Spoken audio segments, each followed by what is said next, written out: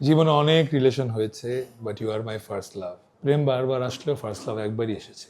স্ক্রিনে প্রতিবার চেঞ্জ হয় বারবার, যেই নাটকে থাকে সেই ফার্স্ট লাভ সেটা আমি জানি না। সেটা যখন সিনেমা করব, রিলিজের টাইম আসবে তখন দেখতে পারবেন। এখনও তো সিনেমা করছি না বা কোনো প্ল্যানিংয়ে নাই।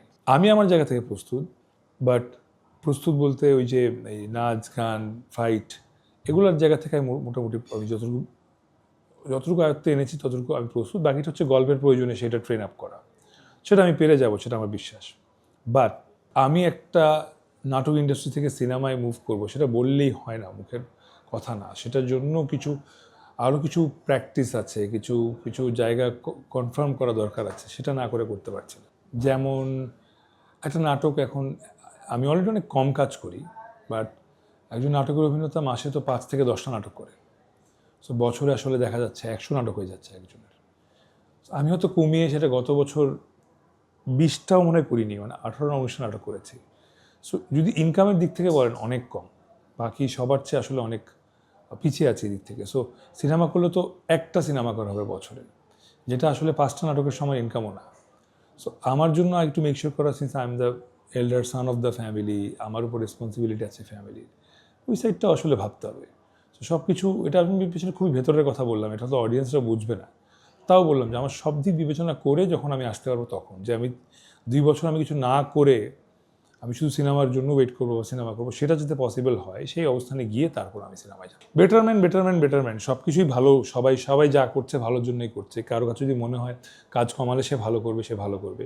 কারো কাছে যদি মনে হয় কাজ বেশি করলে ভালো, সেটাও ভালো। একসময় যখন কাজ বেশি করেছি তখন তো এটা ভাবিনি যে আমি খারাপ করবো এখন, তখন ভালো করার জন্যই তো ভালো করেছি। এখন আমার কাছে মনে হয়েছে যে আমার কনসেন্ট্রেশন ডিভাইড করতে পারি না আমি, আমার কনসেন্ট্রেশন আসলে একটা কাজের মধ্যে যখন বেশি থাকে তখন আমি ভালো করতে পারি, এই জন্য আমি করছি। অনেকে অনেক বেশি ট্যালেন্টেড, ওরা আসলে কনসেন্ট্রেশন ডিভাইড করে এক শুটিং থেকে আরেক শুটিংয়ে গিয়ে ক্যারেক্টার চেঞ্জ করে ফেলতে পারে, যেটা আমার পক্ষে সম্ভব না। সো ভবিষ্যতে কাজ কমালে না বাড়ালে কোনটা ভালো হবে, এটা আসলে person to person, actor to actor depend করছে। আমার ক্ষেত্রে কম হচ্ছে ভালো, এই জন্য আমি কম করছি। জীবনে অনেক রিলেশন হয়েছে, but you are my first love. প্রেম বারবার আসলেও ফার্স্ট লাভ একবারই এসেছে। স্ক্রিনে প্রতিবার চেঞ্জ হয় বারবার, যেই নাটকে থাকে সেই ফার্স্ট লাভ। লাভের সংজ্ঞা তসিফ আমার কাছে অনেক সিরিয়াস। লাভ ইজ সামথিং যেটা একবার কাউকে বলে ফেললে সেটা থেকে সরে আসা উচিত না। আর যদি সরে আসতেই হয় তাহলে প্রথমে আই লাভ ইউ কথাটা বলাই উচিত না। সো যেটা ফার্স্ট লাভের মাধ্যমে বা থ্রুতে আসলে আমরা বোঝাতে চেষ্টা করেছি সেটা হচ্ছে যে এটা কিন্তু ঘটে জীবনে অনেক পরে এসে একটা মানুষের সঙ্গে পরিচয় হয়, যাকে মনে হয় আগের সব ভালোবাসাগুলো আসলে মানে ওর সামনে কিছুই না, তুচ্ছ। সো ওইটার একটা প্রতিচ্ছবি হচ্ছে ওই ডায়ালগটা, যে জীবনে অনেক রিলেশন হয়েছে but you are my first love. এর আগে আমি আসলে এতটা প্রেমে পড়িনি।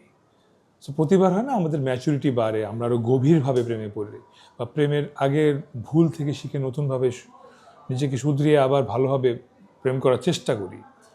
সো প্রেম চলমান, প্রেমে মানুষ পড়বেই, মানুষ যেহেতু হৃদয় আছে সেই হৃদয় গলবেই। বাট যার জন্য একবার গলে তাকে নিয়ে সিরিয়াস থাকা উচিত, লয়াল থাকা উচিত, অনেস্ট থাকা উচিত।